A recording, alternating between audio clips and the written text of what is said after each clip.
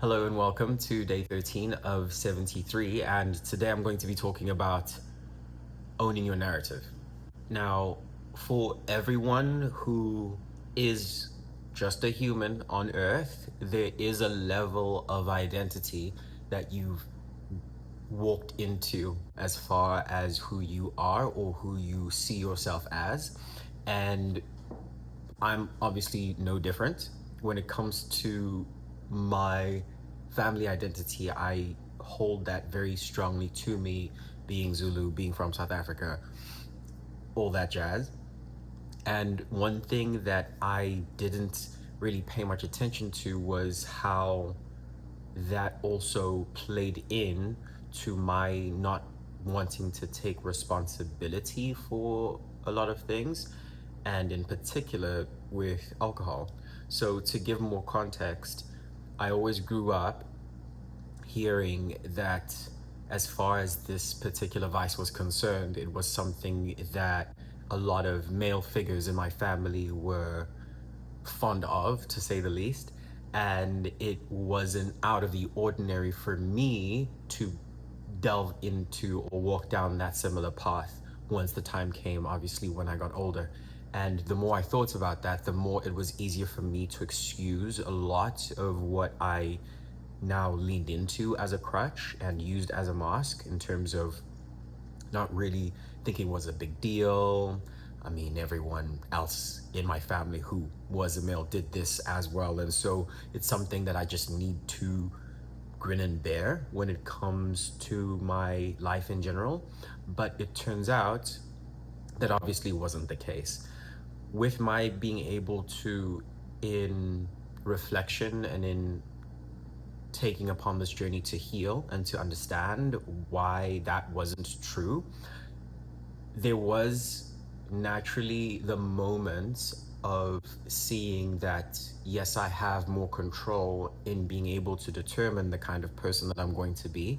But in that same vein, it also made me realize how much responsibility I had in order to make sure I'm cultivating a new person altogether.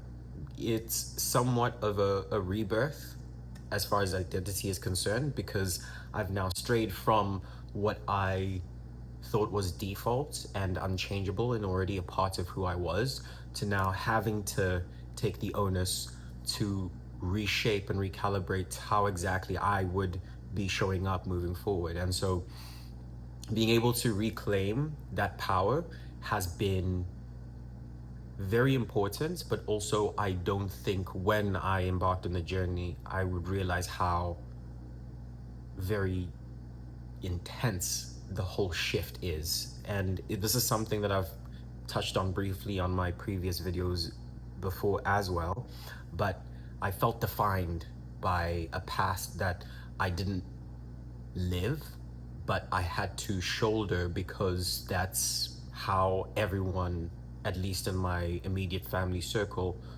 wrote it off as. And so, as far as being able to own my own narrative, it has come with so many questions that I've had to answer through this journey and through wanting to give this every bit of attention and every bit of focus that I could.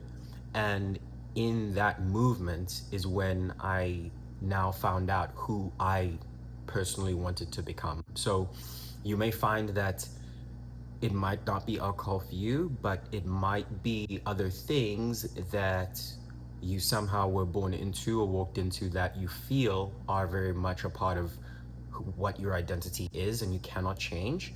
But that's the truth if you choose to continue in the same vein that you are living. What I'm trying to say is you do have the power at the end of the day to do it. It is far from easy, but it does involve having to reshape who you fundamentally think you are from the jump. And that's me saying it is not easy, but as far as you making and taking those first steps and being able to reflect, it is all gonna come clean in the end if you give it the proper love and respect it deserves. Thank you for your time.